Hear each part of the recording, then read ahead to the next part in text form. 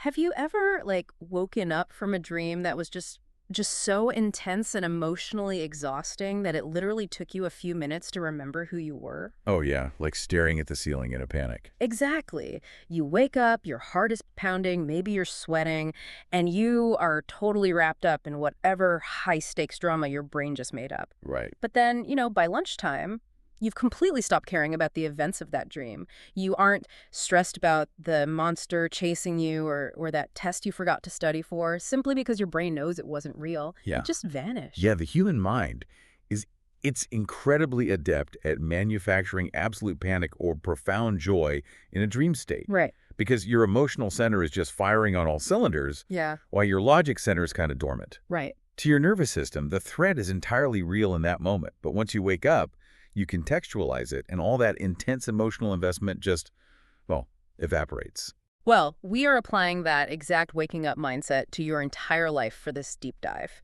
Our mission today is to explore this really thought-provoking, radical essay titled Life is But an Illusion by Wu Feng, which was translated by Treasure and edited by Kair. It's a fascinating text. Okay, let's unpack this because we're going to challenge how you view your daily stressors, your relationships, and even the legacy you hope to leave behind.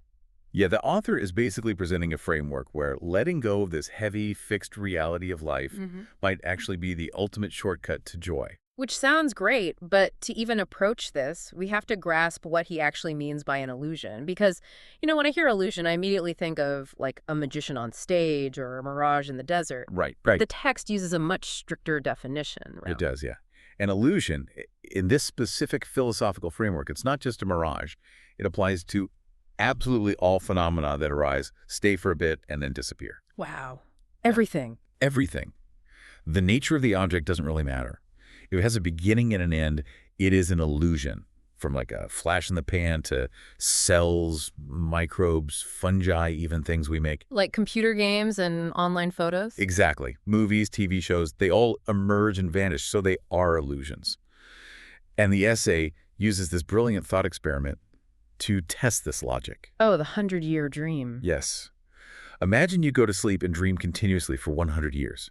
Inside that dream, you live a whole century. You build relationships, maybe society collapses, whatever. Right. But then you wake up, the dream completely disappears. Because it vanished, it's still an illusion. By extension, the text argues that a human life lasting 100 years, which eventually ends and disappears, is functionally no different. Length of time does not equal reality. That plays right into how we perceive time. It reminds me of playing a massive, immersive video game. Yeah, where you spend hundreds of hours building a character and making alliances. But if longevity and permanence don't make something real, what does? Is the experience itself the only reality?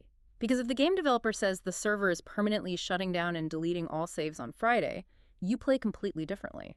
Right, you don't take it as seriously. Exactly. The psychological grip of losing a digital sword is gone. But in our actual lives, we don't act like the server is shutting down. We act like it's all permanent. What's fascinating here is that this is the core psychological trap of time relativity. We treat temporary things as permanent, which is, it's the root of our anxiety. We're basically trying to bolt down furniture in a house that's dissolving. That's a perfect way to put it. Our brains didn't evolve to comprehend cosmic timescales. Yeah. We use duration as a proxy for reality. A soap bubble pops in 2 seconds, so we don't mourn it. But a human life outlasts our immediate perception, so our brain miscategorizes it as a permanent fixture. So, if the duration of our life is just a blip and therefore an illusion, surely the impact we leave behind makes our lives real, right? Because I feel like human beings are obsessed with legacy. Oh, completely obsessed. We want buildings named after us. We want generational wealth. But this leads directly into Shefeng's brutal reality check about human legacy. Yeah, it's a very piercing question the essay asks. It just simply says, who remembers their grandparents' grandparents? Oh, man, yeah. I mean, it's a totally blank slate. Right. I can vividly remember my grandparents, but 4 generations back, I don't even know their names, let alone, what they stressed about on a random Tuesday. Our memories of the immediate past fade so rapidly. And the text points out that even highly important historical figures, emperors, conquerors, they all die. And the earth just kept turning. Exactly. Civilization marches forward. Furthermore, when the Earth itself eventually disappears in the infinite universe, all of humanity disappears. Thus, a single person's importance is a complete illusion. But society pushes us the exact opposite way. We're driven to achieve VIP status, be billionaires, or secure this, what the text calls, a glorious family reputation. Which the translation wondrously calls a fart after waking up. Yes. So blunt. A fart after waking up. Yeah. But it makes me ask, are our modern definitions of success just elaborate coping mechanisms to distract us from the fear of being forgotten? I mean, psychologically speaking, yes. We use legacy as an anchor to make the illusion feel real. Accepting cosmic insignificance isn't meant to be depressing, though. No. Not at all. It's actually meant to relieve the crushing pressure of trying to be immortal in a universe that literally does not allow for it. Well, realizing our grand legacy is ultimately dust might just make us want to grip our present moments even tighter. Yeah, that's the natural reflex. Right. Like if we can't control the future, we try to aggressively control our current circumstances, our money, our routines, and especially the people we love. But Guefeng warns that this desire for control is like the most dangerous trap of all. Because humans possess zero actual control over their script.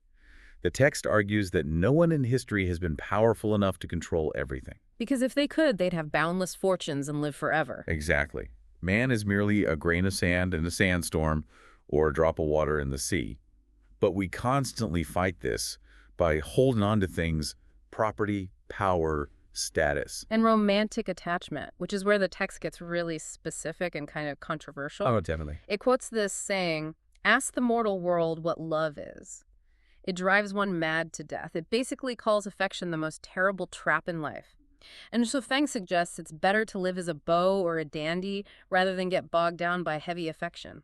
It's a strong statement. Here's where it gets really interesting, because it's like trying to hold water in a clenched fist. The tighter you squeeze, the more you lose. But I really have to push back here. Okay, go for it. Telling people not to get attached to their lovers and to live like a carefree dandy that sounds like a recipe for a very lonely, disconnected life. Does avoiding the trap of affection mean avoiding human connection altogether? If we connect this to the bigger picture, Sofeng is advocating for non-attachment, not isolation. Okay, what's the difference? Well, the text advises you to follow predestined relationships and take things as they come. It's not telling you to avoid people.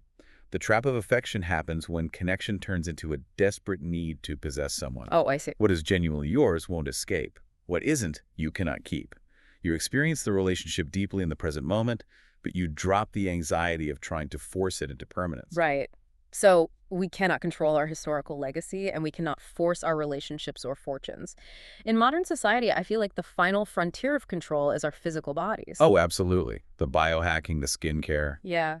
How does this philosophy view our relentless pursuit of health and youth? It views it as a completely vain fight against time. The text critiques people expending massive effort on exercise, nutritious eating, makeup, and plastic surgery. Because of the inevitability of the script. Exactly. The essay points out that despite all this effort, wrinkles still creep onto cheeks. The sick still get sick, and the short-lived still meet untimely ends. So what does this all mean? It makes me think of the multi-billion-dollar anti-aging industry. It's like painstakingly painting and decorating a house that is actively sinking into a sinkhole. That's exactly what it is. The text says life is too short to, quote, fiddle with this today, fiddle with that tomorrow, only to end up confused, old, and dead anyway. Yeah, this physical obsession reveals human stubbornness. People obstinately cling to the physical body as living reality because they're just terrified of the soap bubble bursting. The body is their anchor. Okay, but if fighting aging is useless, and our legacies don't matter, and our relationships can't be controlled, this could sound incredibly fatalistic to you listening right now. Right, why even get out of bed in the morning? Exactly. How are you supposed to function? But this brings us to the essay's ultimate solution, which is waking up to become a celestial being. This is where the profound difference between sleeping people and awake people comes in. Sleepers lead befuddled lives. They are full of obsession, worry, and fear because they think the dream is real. Right, they're reacting to every plot twist. But awake people, the celestial beings, they see through the illusion. Therefore, they experience neither strong bliss nor intense grief. They just remain pleasant, relaxed, and calm. I do want to touch on the cosmology here because there's a singular exception in the text. It says everything in the universe is an illusion except for the greatest creator. Yes. And it even mentions these higher realms like the 1,000-year world, the 10,000-year world, and the celestial islands continent. But crucially, it says even these are still illusions. They're just more beautiful stages that last longer. It levels the playing field completely. The goal isn't to escape to some permanent reality, because there isn't one. The goal is how to actually live on the stage you're currently on. Which leads to this highly practical, slightly rebellious advice on daily living. The text says, do whatever makes you happy, joyful, and free. Have fun. I love this part. But the best part, if a task bothers you but you must do it, simply make a perfunctory effort. Literally do the bare minimum. And if something is no fun, say, see you later or never see you again. It's very direct. But wait, is this ultimate spiritual freedom? Or just a deeply philosophical excuse to avoid hard work and dodge responsibility? Because giving a perfunctory effort at your job usually gets you fired. This raises an important question. It's really not about being lazy. We have to synthesize the philosophy here. It's about recognizing that if the script is predetermined, worrying about tomorrow ruins your recreation time. Recreation time being your life. Yes, the illusion is the stage of life it is meant to be played on, not suffered through. You do what is required to keep the dream moving, but you don't donate your soul to an illusory problem. You don't let it activate your biological dread. So for you listening, the next time you are overwhelmed by an impossible deadline at work, or anxious about a relationship, or stressed about a new wrinkle, apply the 100-year dream test. Just ask yourself, will you be racking yourself over this when the illusion finally disappears? It really shrinks the problem down. Well, we took quite a journey today. We really did. From redefining illusions and ditching the pressure of a grand legacy, to letting go of control over love and aging. And finally, embracing the relaxed, playful mindset of a celestial being. Exactly. I want to leave you with one last thing to mull over that builds on this deep dive. The text mentions that even the beautiful, heavenly 1,000-year world is still an illusion, just a longer one. Right. This implies that the ultimate goal of existence isn't to escape to a permanent reality, but to become a master lucid dreamer wherever you are. I love that framing. If you fully realized you were lucid dreaming right now and that the rigid rules of your daily life are just self-imposed fantasies, what is the very first thing you would change about your routine tomorrow morning? That is a question that could change everything. Think about it tonight. And remember, when you wake up tomorrow, you might just be waking up into another dream. We'll catch you on the next deep dive.